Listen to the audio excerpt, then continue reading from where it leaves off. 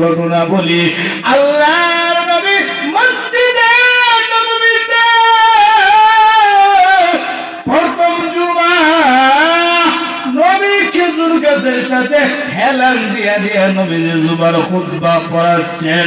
খেজুর গাছের মধ্যে হেলান দিয়া নবী জুমার খুতবা দিচ্ছেন।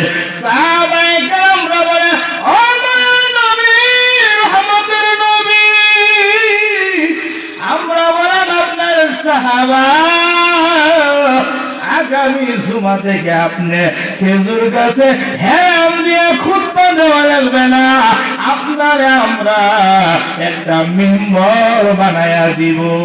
নবী বলে, ঠিক আছে, মিম্বর হলো আল্লাহর নবী, মিম্বরে বসে খুতবা দিবেন।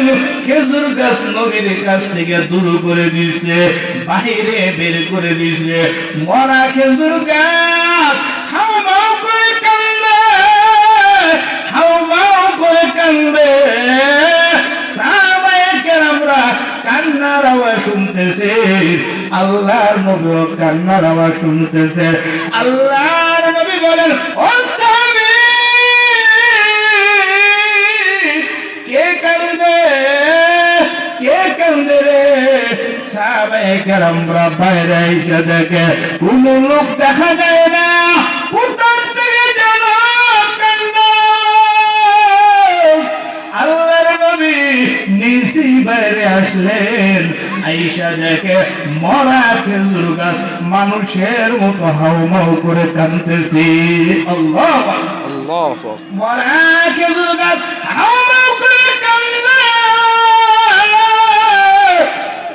নবী বলে, আল্লাহ, খেজুর গাছের জবান খুলে দাও। আল্লাহ তাআলা ইচ্ছা করলে পাথরে দিয়েও কথা বলাইতে পারেন, গাছ দিয়েও কথা বলাইতে পারেন। খেজুর গাছ আল্লাহর কুদরতে তার জবান খুলে গেল। খেজুর গাছ বলে, ও মায়ার নবী, রহমতের নবী, আপনি আমার উপরে হেলান দিয়া, আপনার পবিত্র শরীর মোবারকের হেলান দিয়া আমাকে আপনি আমার সামনে দাঁড়াইয়া খুতবা দিয়েছেন। ও মায়ার নবী, আমি কি অপরাধ করেছি আমাকে দূর করে দিলেন? এই বিরহ বেদনায় আমি কান্দি। আল্লাহর নবী কয়, ও খেজুরের গাছ, কান্দিস না, কান্না লাগবে। আমি নবী তোর জন্য দোয়া করে দিলাম, আজ জীবন কিয়ামত পর্যন্ত তুই জীবিত থাকবি এবং তোর কাছ থেকে আজীবন হাজী সাহেবেরা খেজুর খাবে। বলেন সুবহানাল্লাহ। আমার আপনার নবী খেজুর গাছের